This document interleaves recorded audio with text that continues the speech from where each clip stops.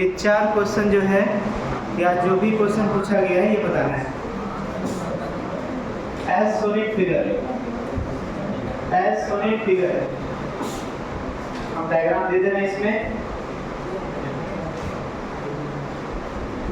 कोई एक fix point से स्ट्रिंग के हेल्प से एक बॉब यहाँ पर हैंग कर रहा है और उस बॉब को या ब्लॉक को 20 फीट दिया जाना है।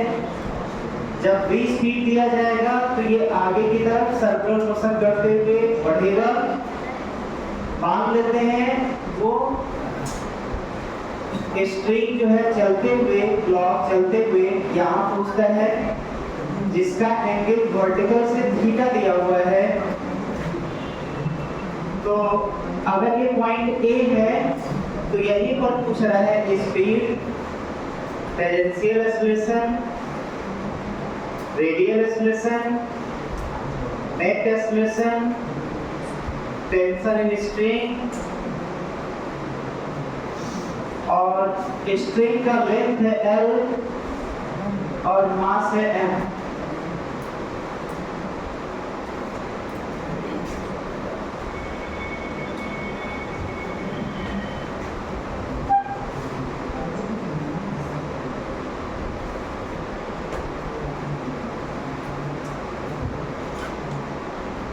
Find at point A।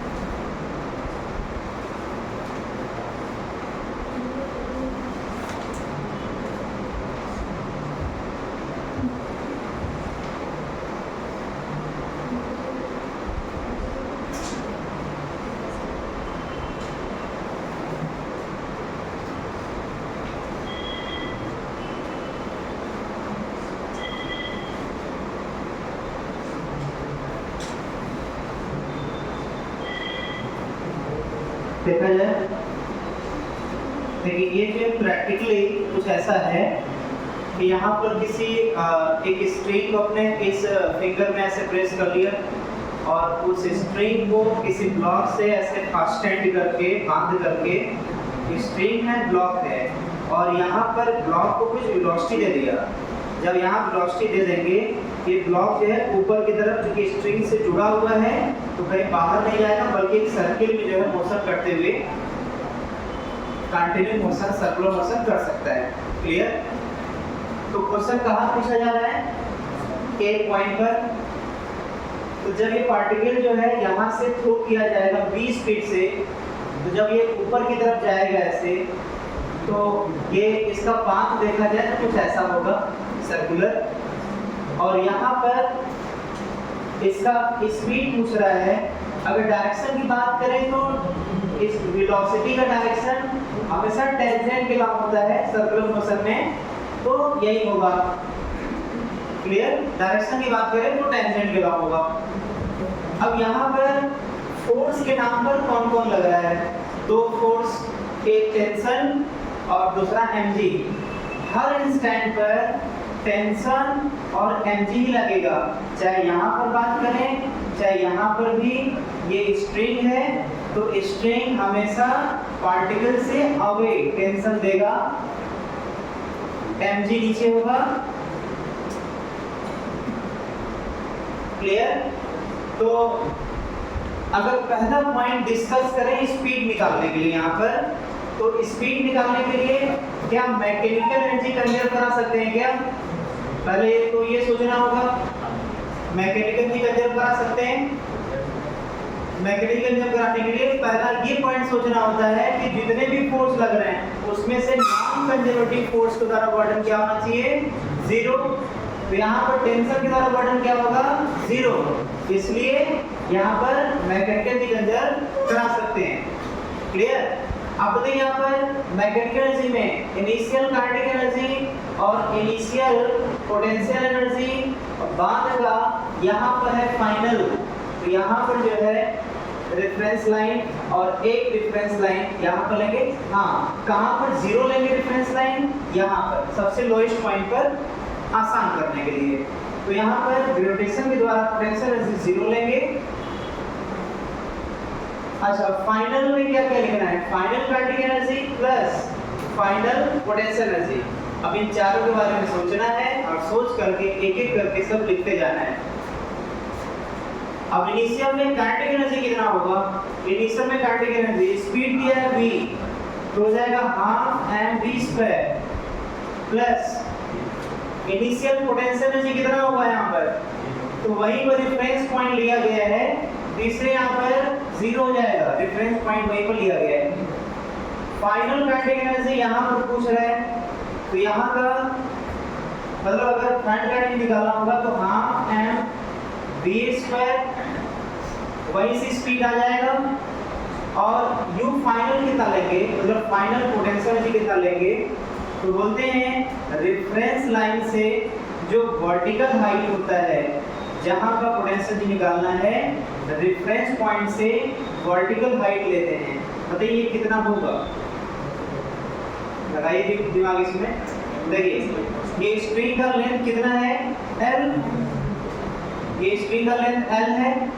इस ट्रायंगल में ध्यान दीजिए, राइट एंगल ट्रायंगल, ये 90 डिग्री है। तो इस ट्रायंगल में अगर ये L है तो थीटा की तरफ क्या आएगा? इधर की तरफ L cos थीटा। अगर कंपोनेंट तोड़ते हैं तो ये हाइपोटेनस है, इसका बेस की तरफ L cos थीटा आएगा। और ये टोटल लेंथ कितना है? L। और ये कितना लेंथ आ गया? L cos theta. तो अगर टोटल में से ये घटाएंगे तो ये वाला हाइट आ जाएगा, और यही हमें चाहिए यहाँ।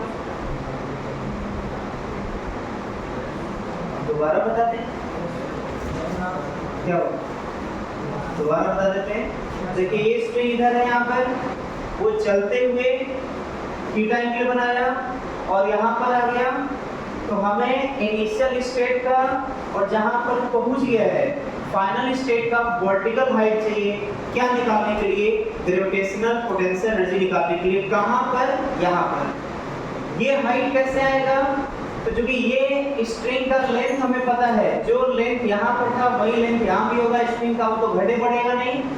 ये जो लेंथ L है और ये थीटा है, तो इस लेंथ का थीटा की तरफ बेस वाला पार्ट है, तो बेस की तरफ cos आता है, तो ये हो जाएगा L cos थीटा। अगर ये हमें चाहिए होता जो थीटा के सामने का साइड है, ये परपेंडिकुलर कहलाएगा, थीटा के सामने वाला ये आता L cos थीटा, लेकिन वो हमारे काम का नहीं है। क्लियर? क्योंकि ये जो L cos थीटा आया है, जब टोटल लेंथ में से ये वाला लेंथ घटा देंगे तो बचा हुआ लेंथ ये आ जाएगा, और वही हमें चाहिए। अब वो हो जाएगा L minus L cos theta. अब यहाँ पर जो u फाइनल यहाँ पर लिखना था, अब लिख सकते हैं m g, और जो h है वो यही है L ब्रैकेट में 1 माइनस cos थीटा। इसको ऐसे लिख देंगे। अब देखिए यहाँ पर m से m कैंसिल, और हमें स्पीड चाहिए यहाँ का, इसको इधर लेते आएंगे, और 2 को जो है हम इधर मल्टीप्लाई करके कैंसिल कर देंगे। ये तो कैलकुलेशन है, कर लीजिएगा आप लोग। यहाँ पर हो जाएगा v² और यहाँ पर 2 आ जाएगा। जब ये 2 यहाँ से कैंसिल होगा तो यहाँ पर 2 आएगा, और ये इधर जाएगा minus 2gl 1 minus cos theta, ये आ गया speed of block at point A. ये जब कैलकुलेशन करेंगे, सॉल्व करेंगे तो ये आएगा। क्लियर? और यहाँ से स्पीड आ गया, स्पीड ए पॉइंट पर रूट में v square minus 2gl 1 minus cos theta. ये कितने बच्चों का आया था?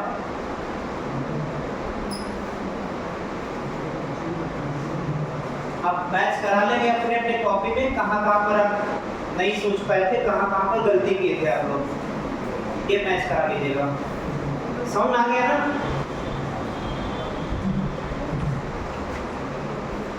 यहाँ तक क्लियर है ना? किसी को पूछना है पूछ सकता है, कोई दिक्कत है तो। ठीक, आगे बढ़ते हैं। देखिए नेक्स्ट, पहला क्वेश्चन मिल गया, स्पीड एट पॉइंट ए।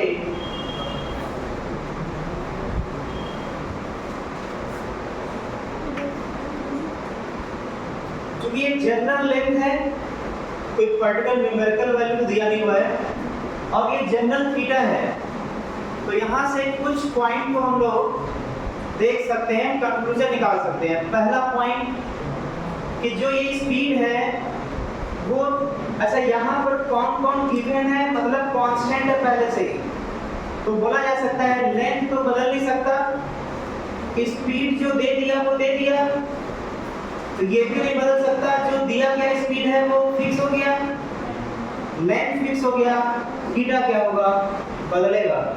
और जो थीटा बदलेगा वो यहाँ पर जैसे जैसे ऊपर जाएगा थीटा बढ़ता जाएगा, और थीटा के बढ़ने से कॉस थीटा घटता है, थीटा बढ़ेगा तो कॉस थीटा घटेगा। तो यहाँ पर जब ये थीटा के बढ़ने से घटेगा तो ये वैल्यू थीटा के बढ़ने से कॉस थीटा घटेगा, तो ये वैल्यू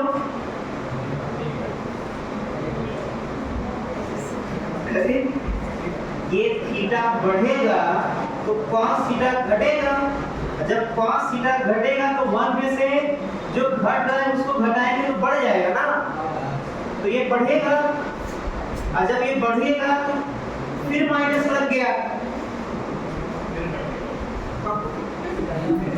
नहीं समझ में आ रहा है? मतलब आप समझ गए होंगे, आप न्यूमेरिकल वैल्यू लेकर के समझिएगा। तो देखिए यहाँ से थीटा बढ़ेगा तो कॉस थीटा घटेगा, तो 1 माइनस कॉस थीटा बढ़ेगा, और जब ये बढ़ेगा तो फिर माइनस आ गया, तो पूरा वैल्यू घटेगा, मतलब VA क्या करेगा, घटेगा। और घटना भी चाहिए, अगर किसी ब्लॉक को यहाँ पर थ्रो किया गया तो वो जब ऊपर जाएगा तो उसका स्पीड बढ़ेगा नहीं, उसका स्पीड ऊपर जाएगा तो घटेगा। तो पहली बात की स्पीड घटेगा, ये रिजल्ट भी बता रहा है। दूसरी बात, वेलोसिटी घट रहा है, इसका मतलब कि ये सर्कुलर मोशन तो है, लेकिन सर्कुलर मोशन में दो टाइप का होता है, यूनिफॉर्म सर्कुलर मोशन और non uniform circular motion. Uniform circular motion, ये सर्कुलर मोशन बताया गया होगा, बस हम एक बार बोलते जा रहे हैं, कैच करते जाइएगा। यूनिफॉर्म सर्कुलर मोशन का पहचान होता है टेंजेंशियल एक्सेलरेशन 0 होता है, और नॉन यूनिफॉर्म सर्कुलर मोशन जिसका पहचान क्या है, स्पीड बदलेगा। नॉन यूनिफॉर्म सर्कुलर मोशन में स्पीड क्या करेगा, बदलेगा। स्पीड कभी बदल सकता है जब उसके पास टेंजेंशियल एक्सेलरेशन हो, और टेंजेंशियल एक्सेलरेशन होगा तो यूनिफॉर्म सर्कुलर मोशन में या नॉन यूनिफॉर्म सर्कुलर मोशन में। टेंजेंशियल एक्सेलरेशन होगा केवल और केवल नॉन यूनिफॉर्म सर्कुलर मोशन में। तो ये मोशन कैसा है, यूनिफॉर्म सर्कुलर मोशन है या नॉन यूनिफॉर्म? नॉन यूनिफॉर्म में 80 नहीं होता है, इसलिए यहाँ पर पूछा गया है। अगर यही यूनिफॉर्म सर्कुलर मोशन होता और हम 80 पूछते, 80 मतलब टेंजेंशियल एक्सेलरेशन अगर पूछते तो आंख बंद करके 0 बोल देते, क्योंकि यूनिफॉर्म सर्कुलर मोशन में AT 0 होता है। स्पीड बदल रहा है तो फिर इसके नीचे लिखेंगे non uniform circular motion. Non uniform circular motion, अगर नॉन यूनिफॉर्म सर्कुलर मोशन होगा तो फिर इसके नीचे लिखेंगे AT 0 नहीं होगा। नहीं होगा, वही पूछ रहा है कि कितना होगा। नहीं होगा 0 तो कितना होगा ये पूछ रहा है। जितने भी पॉसिबिलिटी बन रहे हैं हर एक पॉसिबिलिटी आप करवा दे रहे हैं। क्या क्या वैरायटी ऑफ क्वेश्चन आ सकता है। एक क्वेश्चन और छोड़े हुए हैं, वो है नेट फोर्स। तो कितने बोले sir? Net force equal to होगा मास इनटू नेट एक्सेलरेशन। और जैसे हमें नेट एक्सेलरेशन मिल गया, यहाँ पर हम पटक देंगे, यहाँ से मास मल्टीप्लाई कर देंगे, नेट फोर्स आ जाएगा। छठवां क्वेश्चन भी हो जाएगा। नेट फोर्स निकालना है तो पहले नेट एक्सेलरेशन पता होना चाहिए। अब वो हम पूछ चुके हैं, यहाँ तक पहले नोट कर लीजिए, फिर एक एक करके हम बात करते हैं। AT, AR वगैरह वगैरह जल्दी से फास्ट।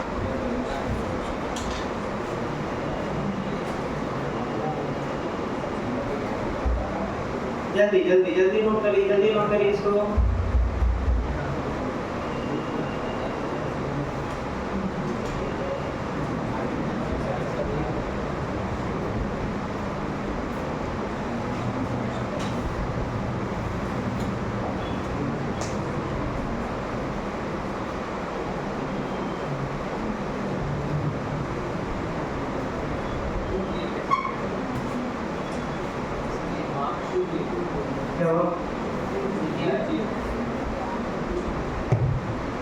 ये कैसे हुआ?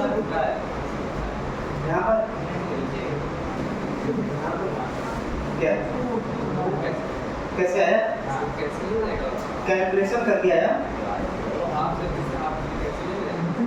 2 से ऊपर नीचे मल्टीप्लाई कर देंगे, ठीक है?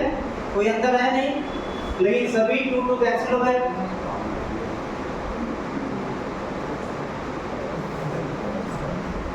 टू से ऊपर नीचे मल्टीप्लाई कर देंगे तो नीचे जितने भी 2 है यहाँ पे कैंसिल हो जाएंगे।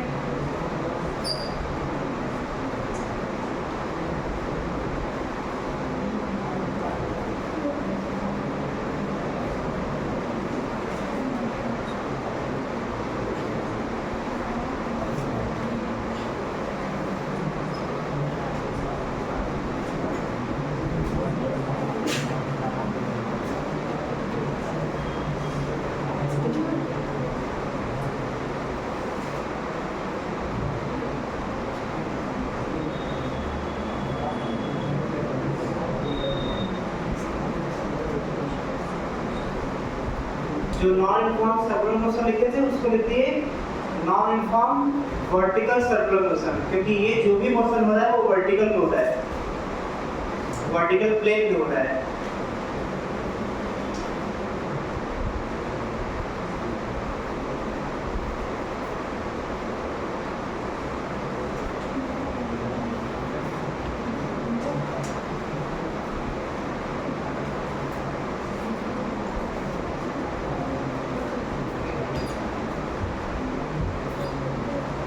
हो गया?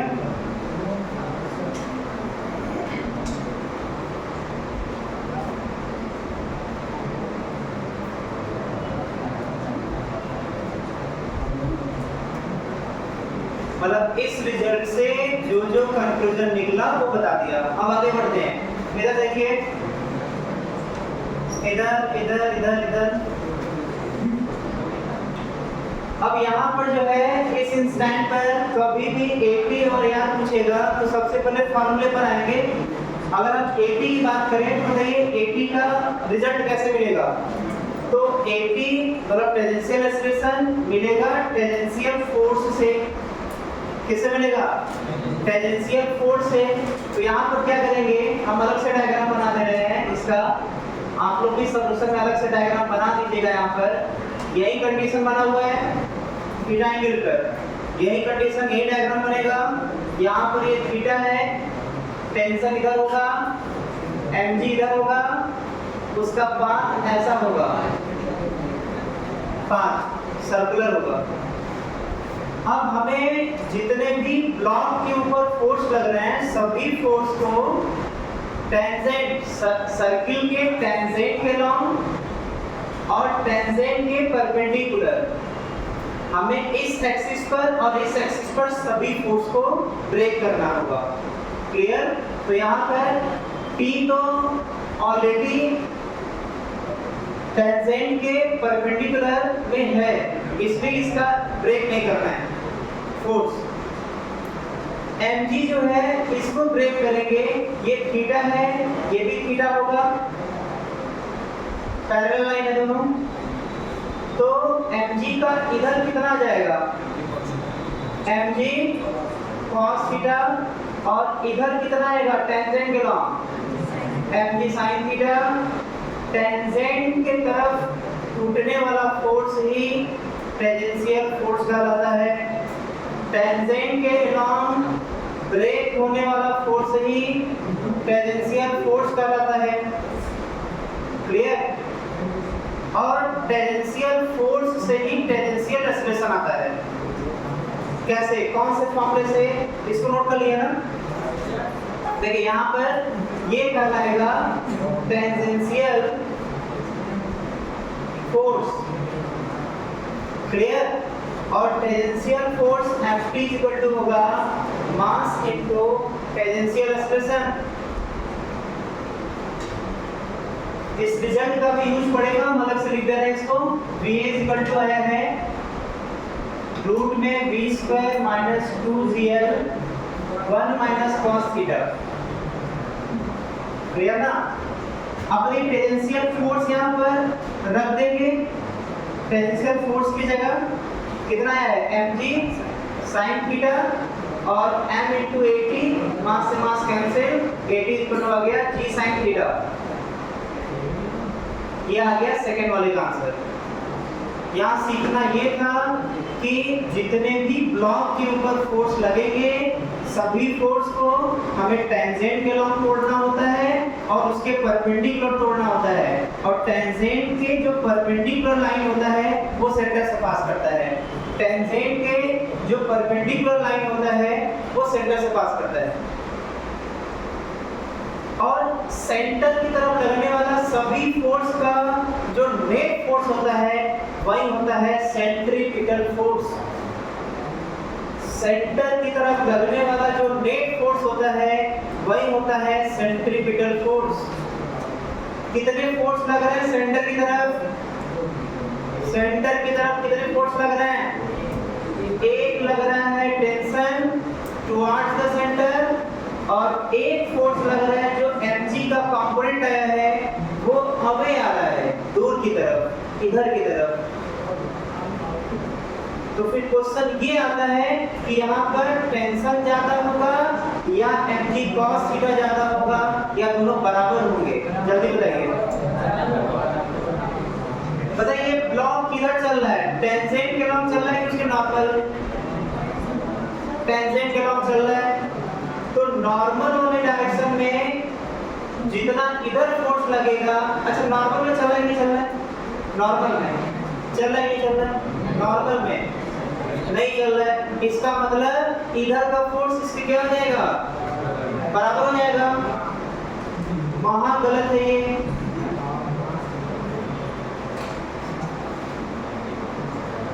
देखिए यहाँ तक कोई दिक्कत? टेंजेंशियल फोर्स से टेंजेंशियल एक्सप्रेशन आता है Ft equal to mass into 80। यहाँ तक क्लियर है? इसको पहले नोट करिए, ये सेकंड क्वेश्चन का सॉल्यूशन है। ये सब कुछ सर्कुलर, मतलब अब जो पहला क्वेश्चन था सिर्फ वही मैकेनिकली का क्वेश्चन था, अब आगे सब कुछ सर्कुलर क्वेश्चन है। पहले क्वेश्चन के बाद बाकी सभी क्वेश्चन सर्कुलर क्वेश्चन का ही क्वेश्चन है। जल्दी से इसको नोट करिए, फिर आगे बढ़ते हैं।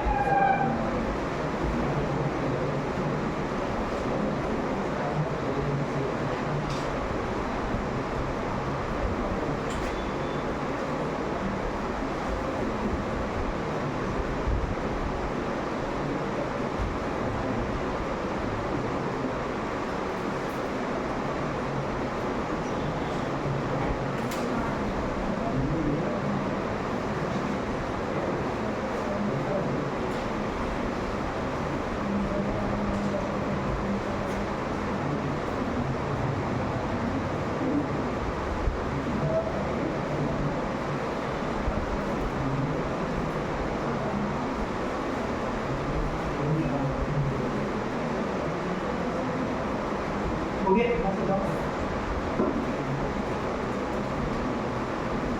इधर अब ध्यान दीजिए, इधर देखिए, यही क्यों पॉइंट नोट करना था जो सेकंड वाले का सॉल्यूशन था। अब देखिए इसमें, अच्छा ये जो टेंजेंशियल एक्सप्रेशन आया था कितना आया था? 80 जी साइन थीटा, क्या ये वेलोसिटी के अपोजिट है क्या? चेक करके देखिए, वेलोसिटी किधर है? वेलोसिटी किधर है? टेंजेंशियली ऊपर की तरफ, और एक्सेलरेशन किधर है? उसके अपोजिट। तो कितने लोग बोल रहे हैं कि सर जब वेलोसिटी के अपोजिट टेंजेंशियल एक्सेलरेशन होगा तो स्वाभाविक सी बात है कि जब वेलोसिटी के अपोजिट एक्सेलरेशन होता है तो वो रिटार्डेशन होता है। मतलब ये कुछ और नहीं, रिटार्डेशन का रोल प्ले करेगा। वेलोसिटी के अपोजिट वाला एक्सेलरेशन हमेशा उसका स्पीड घटाता है, मतलब रिटार्डेशन प्रोड्यूस करता है। जो हम लोग लिखे थे यहाँ पर इसके बारे में कि ये थीटा के बढ़ने के साथ साथ घटेगा, अभी जो जस्ट लिखवाए थे वो यहाँ से भी हम लोग सोच के बता सकते हैं कि वेलोसिटी के अपोजिट में एक्सेलरेशन है तो वेलोसिटी घटेगा, पहली बात। दूसरा पॉइंट कि सर्कुलर मोशन में हमें सभी फोर्स को किधर किधर ब्रेक करना होता है। सर्कुलर मोशन में किसी भी पॉइंट पर किधर किधर सभी फोर्स को ब्रेक करना होता है। सर्कुलर मोशन में जिस पॉइंट का स्टडी कर रहे हैं वहां पर टेंजेंट ड्रॉ करते हैं, सभी फोर्स को टेंजेंट की तरफ ब्रेक करते हैं और उसके परपेंडिकुलर ब्रेक करते हैं। ये नियम होता है। टेंजेंट के अलोंग लगने वाले नेट फोर्स से, टेंजेंट के अलोंग लगने वाला नेट फोर्स टेंजेंशियल फोर्स कहलाता है, और टेंजेंट के अलोंग लगने वाले टेंजेंशियल फोर्स से टेंजेंशियल एक्सेलरेशन आता है, और टेंजेंशियल लाइन के परपेंडिकुलर वाले फोर्स से सेंट्रीपिटल फोर्स आता है। सेंट्रीपिटल फोर्स हमेशा हमेशा हमेशा सेंटर की तरफ लगता है, और जब सेंट्रीपिटल फोर्स हमेशा सेंटर की तरफ लगता है तो सेंटर की तरफ सेंट्रीपिटल एक्सेलरेशन आता है। सेंट्रीपिटल फोर्स हमेशा किधर लगता है? सेंटर की तरफ, और सेंटर की तरफ लगने वाले फोर्स से जो एक्सेलरेशन आएगा वो भी सेंटर की तरफ होगा, जिसका नाम सेंट्रीपिटल एक्सेलरेशन होता है, और वही तीसरा क्वेश्चन है। इसका मतलब यहाँ पर जो सेंट्रीपिटल एक्सेलरेशन होगा वो सेंटर की तरफ होगा, और जिधर एक्सेलरेशन होता है उधर का फोर्स ज्यादा होता है और उसके अपोजिट का फोर्स कम होता है। जिधर एक्सेलरेशन होता है उधर का फोर्स ज्यादा होता है और उसके अपोजिट का फोर्स कम होता है। इसलिए ज्यादा फोर्स माइनस कम force is equal to mass into centripetal acceleration. भाई एक्सेलरेशन नहीं, सर्कुलर मोशन पढ़ रहे हैं, न्यूटन्स लॉ नहीं पढ़ रहे हैं। ज्यादा फोर्स सेंटर की तरफ, सेंटर की तरफ, सेंटर की तरफ, ज्यादा फोर्स माइनस कम force is equal to mass into centripetal acceleration, और वही आ जाएगा सेंट्रीपिटल। चलिए इसको इक्वेशन बनाइए यहाँ पर। along normal to tangential line, tangent क्या होगा? ज्यादा फोर्स मतलब P minus mg cos theta is equal to mass into centripetal acceleration. लेकिन इसको ध्यान देना होगा, सेंट्रीपिटल एक्सेलरेशन कुछ और नहीं बल्कि v²/r होता है। सेंट्रीपिटल एक्सेलरेशन कुछ और नहीं बल्कि v²/r होता है।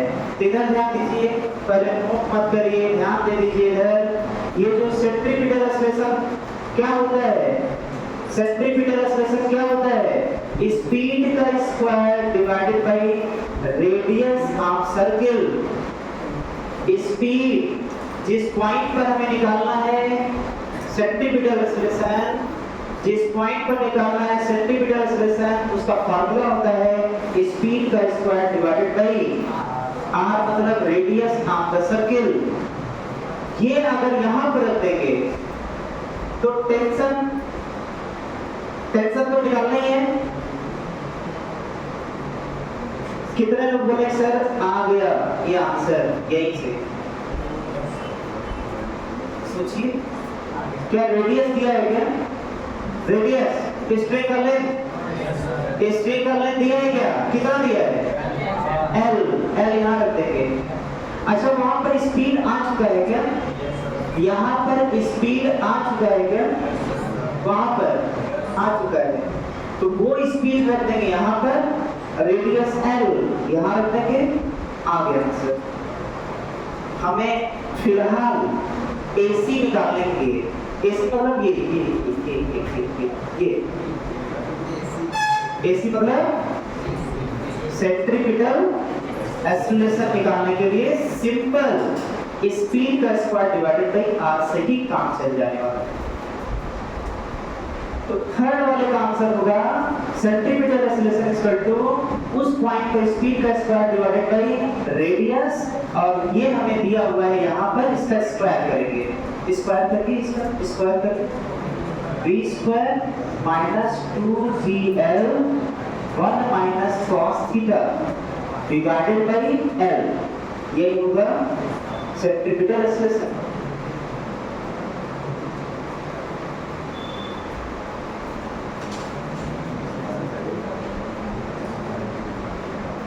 ये अगर न्यूमेरिकल वैल्यू दिया जाता तो जो इतना बड़ा इक्वेशन आ रहा है वो बड़ा सिंपल में आता। क्लियर ना? न्यूमेरिकल वैल्यू दिया जाता तो यही सब चीजें सिंपल न्यूमेरिकल के फॉर्म में आता, लेकिन हम एक जनरल डिटेल बताते जा रहे हैं, एक जनरल रिजल्ट आ रहे हैं कि क्या क्या होगा।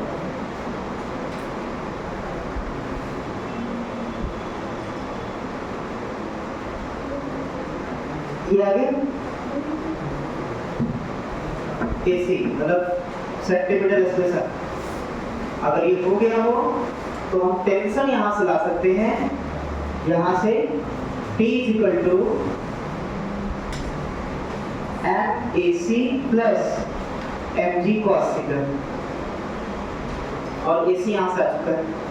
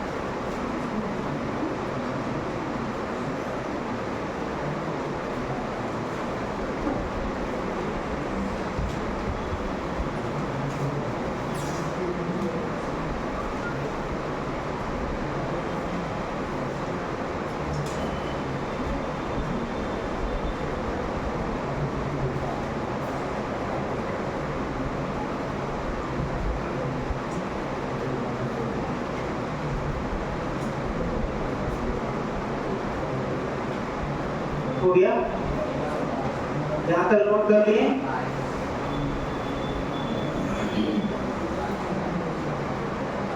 हो गया ना? चलिए अब ये बताइए कि यहाँ पर रेडियल एक्सेलरेशन सेंट्रीपिटल एक्सेलरेशन घटेगा कि बढ़ेगा थीटा के बढ़ने के साथ? जैसे जैसे ऊपर जाएगा रेडियल एक्सेलरेशन या सेंट्रीपिटल एक्सेलरेशन क्या करेगा? घटेगा बढ़ेगा?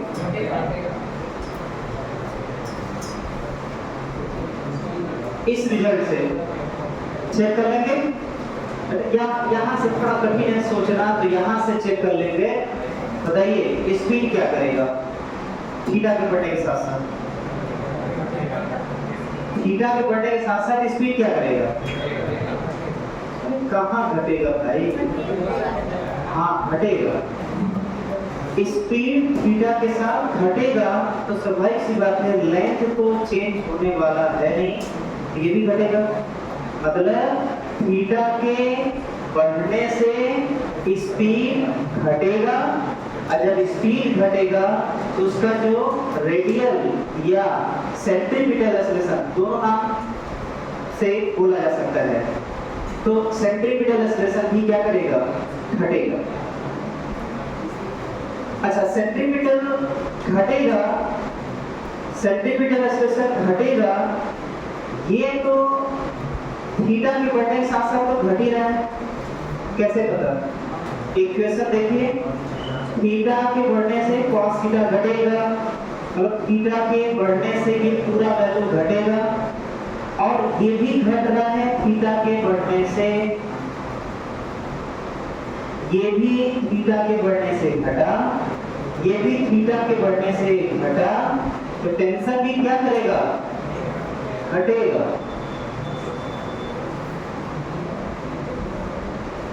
अब ये क्यों बता रहे हैं? एक दो क्वेश्चन ऑब्जेक्टिव के आने वाले हैं इसी से, जो एग्जाम में पूछ भी चुका है और आगे भी हमें यूज पढ़ने वाला है। फिलहाल वो अलग बात है कि कहाँ पूछा है कहाँ नहीं। अभी यहाँ पर देखिए क्या समझ में आया क्या नहीं, देख लीजिए, पूछ सकते हैं जो भी पूछना है। सोचिए, विचारिए इसको देख करके, और जहाँ पर कंफ्यूजन है वहां पर पूछिए क्या दिक्कत है।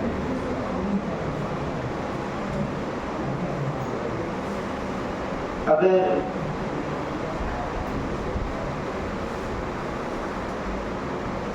सब कुछ ओके है तो आगे बढ़ते हैं और इसका कंक्लूजन पॉइंट बताते हैं, क्या क्या पॉइंट निकल कर आ रहा है। देखिए,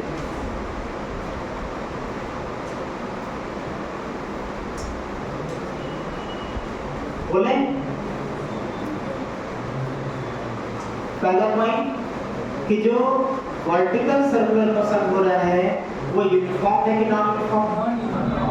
नॉन यूनिफॉर्म सर्कुलर मोशन में स्पीड जैसे जैसे ऊपर जाएगा बढ़ेगा घटेगा, मतलब थीटा के बढ़ने से स्पीड घटेगा कि बढ़ेगा? स्पीड अगर घटेगा तो उसका टेंशन बढ़ेगा कि घटेगा? यहाँ पर क्या करेगा? घटेगा। उसका टेंशन उसका सेंटीमीटर एक्सेलरेशन घटेगा बढ़ेगा। ये ज्यादा इंपॉर्टेंट हमारे लिए नहीं है, लेकिन इसको ध्यान देना है और ये ध्यान देना है। अच्छा, एक बार जो एग्जाम में पूछा था, यहाँ से आंसर आ सकता है कि जब किसी स्ट्रिंग से ब्लॉक बांधा गया हो और यहाँ से उसको घुमाया जा रहा हो तो स्ट्रिंग के टूटने का पॉसिबिलिटी कहाँ पर होगा? हॉरिजॉन्टल लेवल पर होगा यहाँ पर, या ब्रेक होने का पॉसिबिलिटी यहाँ पर होगा, या सबसे हाईएस्ट पॉइंट पर होगा? ये ऑब्जेक्टिव क्वेश्चन है, पूछ दिया था नीट में। आप बताइए क्या होगा इसका? देखिए, जैसे किसी स्ट्रिंग को जब हम खींचते हैं तो उसके अंदर टेंशन बढ़ता है, जितना ज्यादा स्ट्रिंग को खींचेंगे उसके अंदर तनाव उतना ही ज्यादा रहेगा, उसके टूटने का संभावना बढ़ता जाता है। क्लियर? तो जब सब, अब यहाँ रिलेशन क्या बता रहा है? रिलेशन ये बता रहा है कि थीटा जैसे जैसे बढ़ेगा टेंशन उसका वैसे वैसे घटेगा। इसका मतलब कि सबसे ज्यादा टेंशन स्ट्रिंग में कहाँ रहा होगा? सबसे बॉटम पॉइंट पर। क्लियर? तो टूटने का संभावना भी सबसे अधिक कहाँ होगा? बस कहीं की करके आगे बढ़ना। तो इन सभी पॉइंट से जो रिजल्ट आया वहां से एक पॉइंट तो ये जरूर लिखा जा सकता है कि स्ट्रिंग के टूटने का पॉसिबिलिटी सबसे ज्यादा बॉटम पॉइंट पर है, ये लिख सकते हैं। स्ट्रिंग के ब्रेक होने का पॉसिबिलिटी संभावना सबसे अधिक बॉटम पॉइंट पर है, क्योंकि सबसे ज्यादा टेंशन बॉटम पॉइंट पर होगा, क्योंकि उसके बाद टेंशन घटता जा रहा है। कैसे पता? अभी तक उसी के बारे में बात हो रहा था।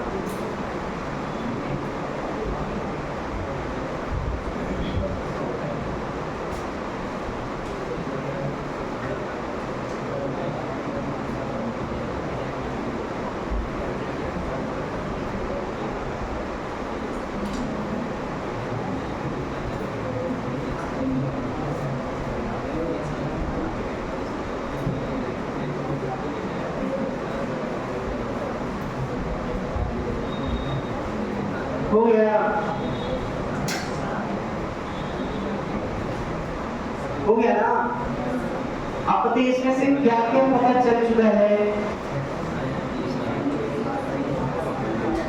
ये क्लियर हो गया, ये भी क्लियर हो गया, ये भी क्लियर हो गया, ये भी पता करना है, ये क्लियर हो गया। अब बताइए नेट एक्सेलरेशन क्या होगा? हम लोग फिर से अलग से डायग्राम बना करके देख लेते हैं, ये भी इंपॉर्टेंट है। देखते हैं इसमें क्या क्या कैसे कैसे वेरिएशन आ रहा है। ये वर्टिकल लाइन है, कितने एंगल पर जाकर बात कर रहे हैं? थीटा एंगल पर, यहां पर आकर बात कर रहे हैं। बताइए एसी किधर होगा? एसी गधे दास उधर नहीं है, इधर है। नालायक। एसी किधर होगा? एसी होगा इधर। क्लियर? एटी किधर होगा? इधर। और दोनों हमेशा हमेशा हमेशा 90 डिग्री पर होते हैं। टेंजेंशियल एक्सेलरेशन और रेडियल एक्सेलरेशन या सेंट्रीपिटल एक्सेलरेशन हमेशा कितने एंगल पर होते हैं? 90 डिग्री पर होने का मतलब रिजल्टेंट कहीं बीच में से जाएगा।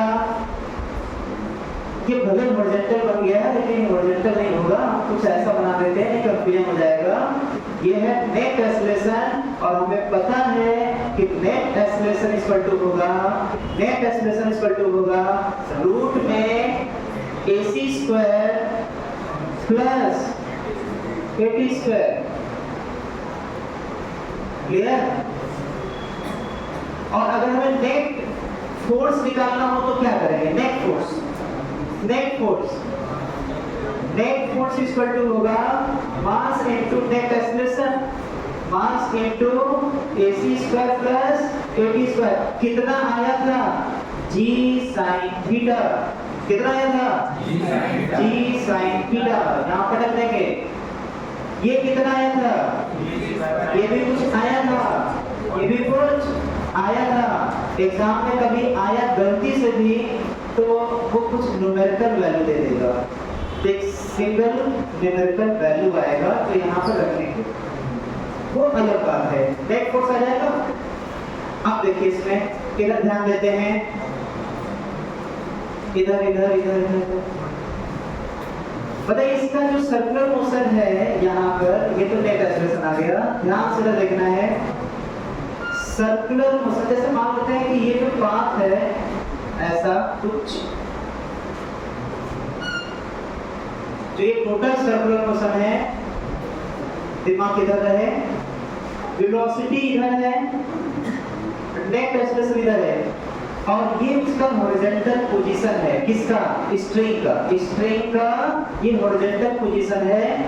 तो यहाँ पर ऐसा भी क्वेश्चन आ सकता है कि कौन से रेंज में, इस रेंज में या इस रेंज में कब नेट एक्सेलरेशन हॉरिजॉन्टल डायरेक्शन में हो सकता है। तो सबसे पहले सर आप हर रेंज में बताइए नेट एक्सेलरेशन किधर किधर होगा।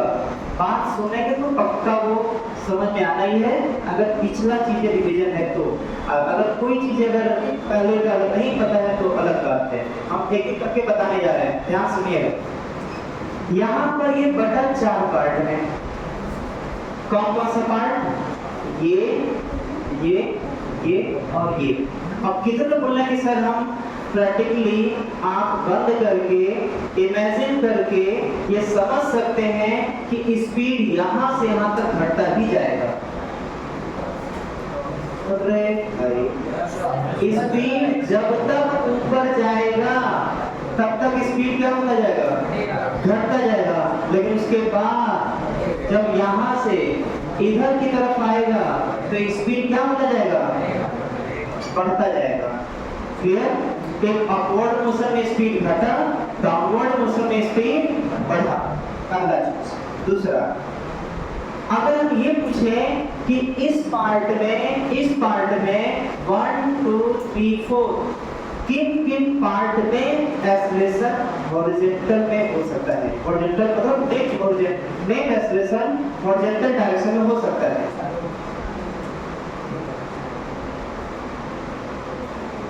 लगाइए दिमाग, सोचिए।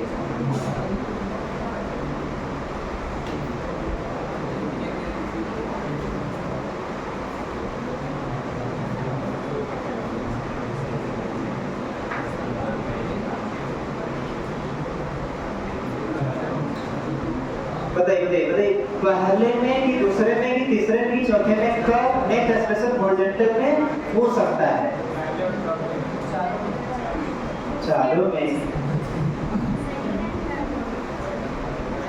पहला और चौथा में कितने बच्चे बोलना है? 2 बच्चा और कोई नहीं बचा। देखिए इसमें देखिए ये पॉइंट जो अभी बोलने जा रहे हैं, इसको अगर समझ में आए तो कॉपी में नोट कर लीजिएगा कि वर्टिकल सर्कुलर मोशन में वेलोसिटी और नेट एक्सेलरेशन के बीच का एंगल 90 और 180 के बीच का होगा तो हमेशा स्पीड घटाएगा। अब जो बोले उसको लिखने जा रहे हैं, समझिए। सर्कुलर मोशन में जब नेट वेलोसिटी और नेट एक्सेलरेशन के बीच का एंगल 90 और 180 के बीच का होगा, मतलब ये क्लियर?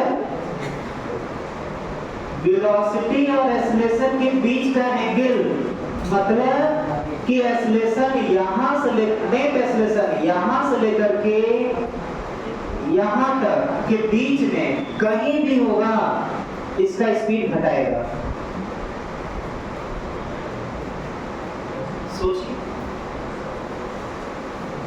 कैसे, बताइए। अगर इसके और इसके बीच में नेट एक्सेलरेशन होगा तो उसका 2 कंपोनेंट टूटेगा।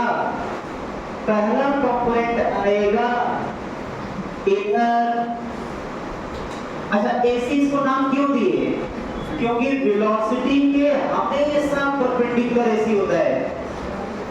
सेंट्रीपिटल एक्सेलरेशन वेलोसिटी के हमेशा क्या होता है, परपेंडिकुलर। और इसके अपोजिट इधर टूटेगा जिसको बोलेंगे टेंजेंशियल एक्सेलरेशन। तो बोलेंगे जब कभी भी वेलोसिटी और नेट एक्सेलरेशन के बीच का एंगल 90 से ज्यादा होगा, और 180 ज्यादा तो हो नहीं सकता, 2 वेक्टर के बीच का एंगल 180 ज्यादा हो ही नहीं सकता। 180 उसका मैक्सिमम एंगल होता है। तो बस अब यही बात पे बोलेंगे कि वेलोसिटी और नेट एक्सेलरेशन के बीच एंगल अगर 90 से ज्यादा हुआ तो स्पीड घटेगा। और ये देख सकते हैं यहाँ पर, ज्यादा हुआ तो उसका एक कंपोनेंट इसके उल्टा टूटा, अपोजिट टूटा। जो अपोजिट होगा वही तो स्पीड घटाएगा।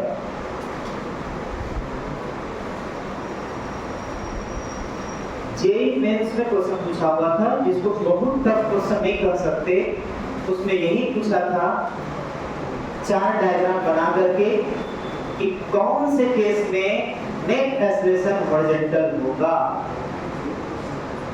अब यहाँ पर बताने जा रहे हैं, एक एक करके समझिए, ऑटोमेटिक आंसर मिल जाएगा जो बच्चा सोचने वाला, जो पहले का रिवीजन किया हुआ। देखिए कितने लोग बोल रहे हैं कि सर यहाँ पर यहाँ से यहाँ तक के मोशन में आप अभी जस्ट बता रहे थे स्पीड घटेगा, यहाँ से यहाँ तक में, मतलब पक्का है कि वेलोसिटी और एक्सेलरेशन के बीच का एंगल 90 से ज्यादा होगा। अरे भाई यहाँ से यहाँ तक में स्पीड घटेगा, स्पीड घटेगा, ये घटेगा, स्पीड घटेगा। कब? जब थीटा 90 से ज्यादा होगा। जब थीटा क्या होगा? 90 से ज्यादा होगा तो स्पीड घटेगा। और स्पीड पता चल रहा है यहाँ से, यहाँ से यहाँ तक स्पीड घट रहा है, इसका मतलब कि यहाँ पर हमेशा चाहे कहीं पर भी अगर एक्सप्रेशन बताएं तो यही होगा।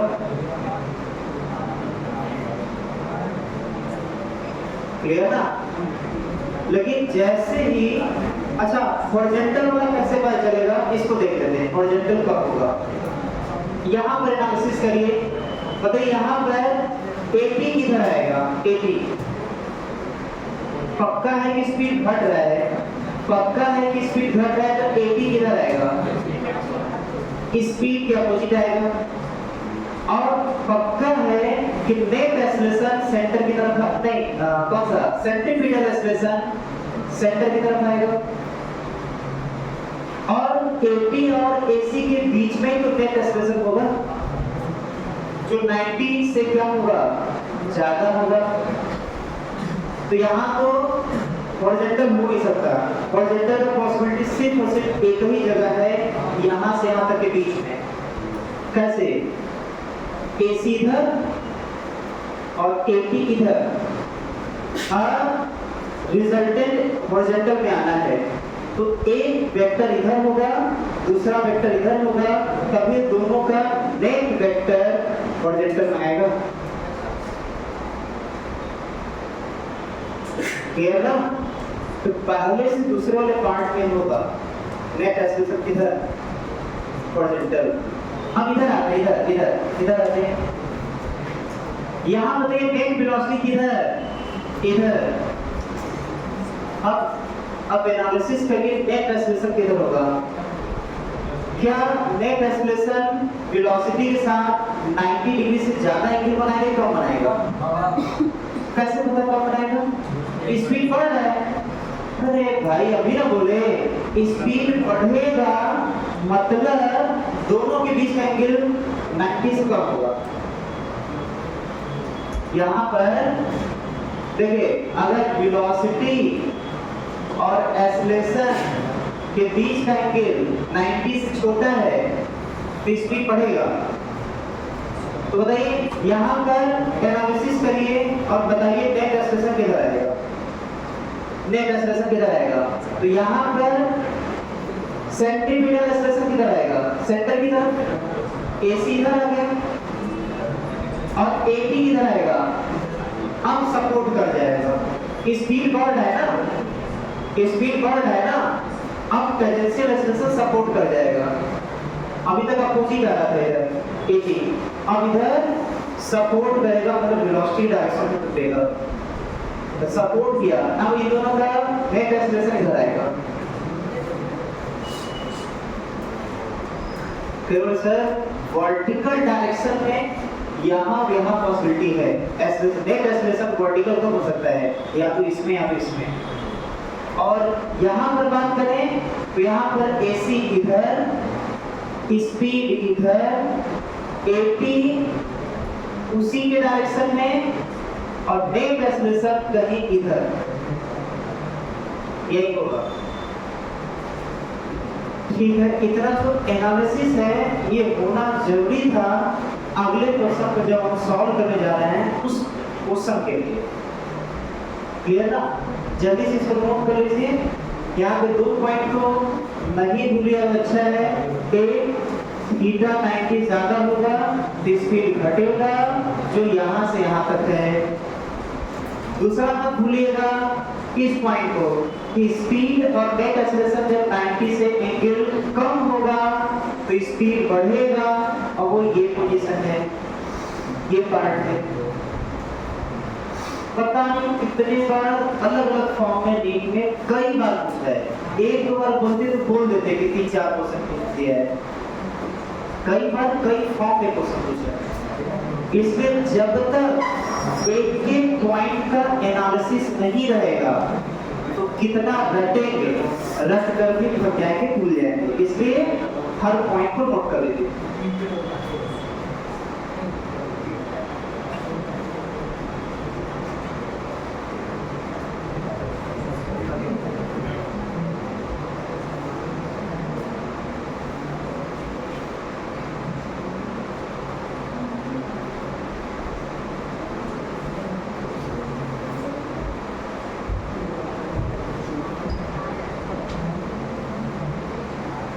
एक एक समझते हुए नोट करना है, समझते हुए नोट करिए, जहां कंफ्यूजन है वहां पूछ लीजिए।